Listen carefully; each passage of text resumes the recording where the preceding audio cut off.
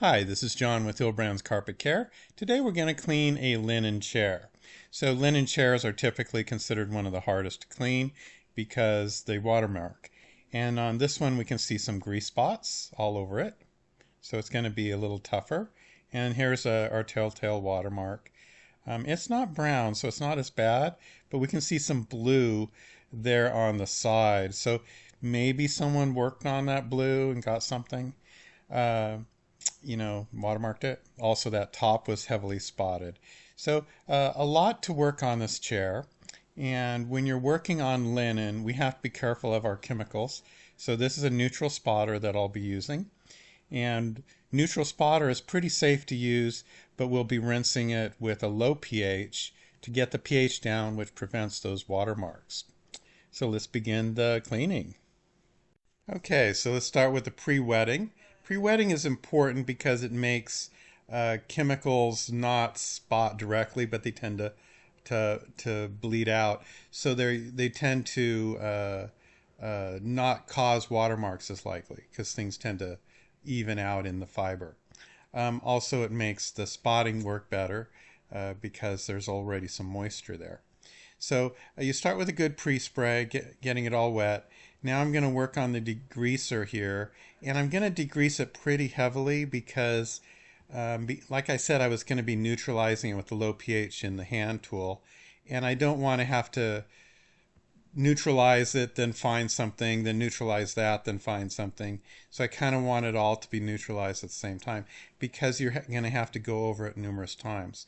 On the spot that they had, that blue ink, as I'm working it, I'm figuring it out that it seems to be coming from below, and my theory is that the edge of the cushion underneath was marked by the upholsterer with something blue because it's right at that edge where the pad would be. So the thought might be that a blue ink, maybe when it got wet, bled into the fabric. And they had used that blue ink to mark the pad circumference, maybe. Well, one of the reasons that caused me to believe that is that when I start to work on it, I can pull it up with the vacuum and it disappears. So when it's translucent, it's noticeable, and then when it's away from the pad, it stops being noticeable. But let's continue on as I'm working here. So I'm just doing all of this spotting, getting it out, and using this neutral spotter wherever the spots are, and respotting them.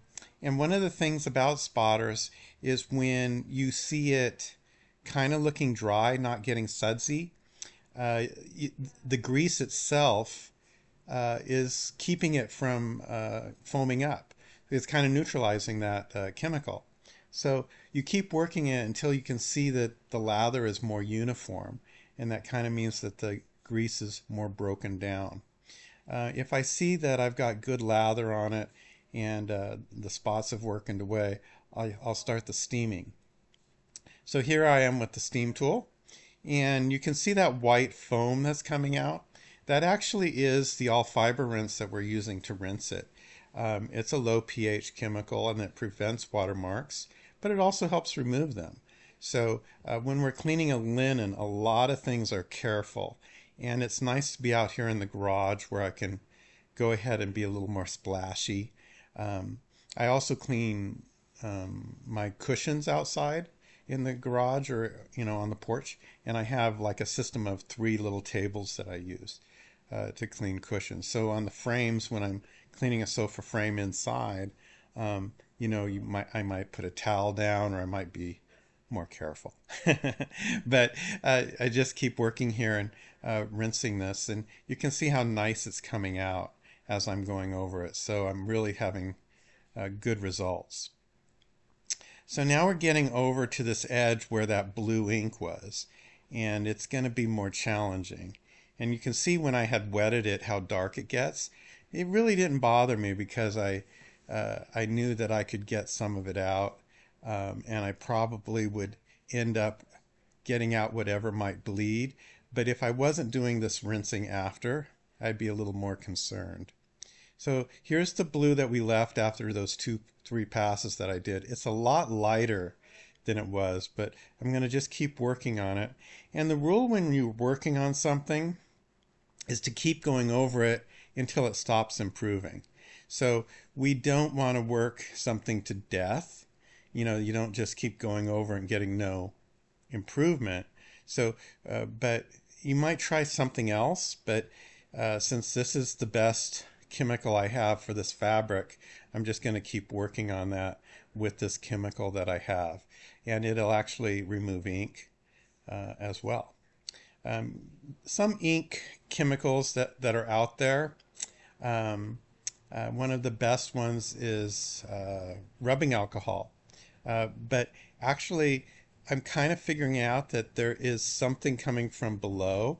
And if I did put rubbing alcohol, it would actually loosen up the chemical that's under the fabric. But see how as I suck it really tight, the line disappears underneath. So I'm actually pulling it away from the pad, and because the vacuum's holding the fabric to it, and I can actually see that it's disappearing. So as this fabric actually dries and becomes more opaque, that writing underneath will once again disappear. So I don't need to get it out of from the pad. I just need to get the fabric really dry above it so it won't bleed in. And also the stuff that has loose and bled, because I steamed over it so many times, the stuff underneath it isn't as loose as it once was, because that's what wanted to bleed already bled. Now if I used rubbing alcohol on it, it would get the stuff a lot more loose, and it would want to bleed some more. So I would probably have a never-ending problem. There was a little bit of ink at the top here, and that was from something else, but I was able to remove that. So that was like maybe someone put some spotter or something, not spotter, some just a pin or something, and marked the top. So now that I've gotten it all completely clean, so the difference between those two tools is this one has just holes and no sprayer. And so it works really well because I can go back and forth and fabric doesn't get caught in that slit. And also so it works really well for a final vacuum. In fact, when I'm doing a velour, I use this tool as a finishing, and it makes a nice fluffy velour. So I love this tool. It's called a drapery tool, and it really makes a nice finish. And you can see how it's getting it much drier than the other tool. It just is a good tool to do a finish vacuum only, just to get everything a little more dry. I'm going to have to do some stuff off camera. I usually run just a vacuum hose along the edges because it gets a little tight in there, and also have to vacuum the back. But I stopped there and did that off camera. So here we're looking at the finished project, finished cleaning, and you can see how that ink is almost gone, but as it gets more opaque, it'll be more completely gone. Okay, so looking close, I'm really happy with the finished results here.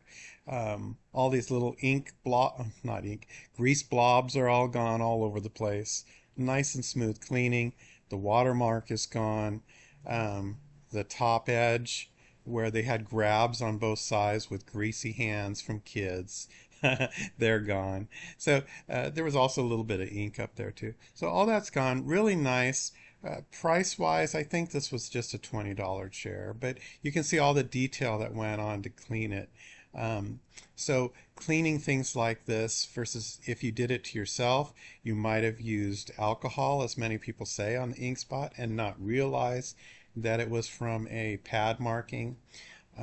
So it's a little more difficult than just doing yourself.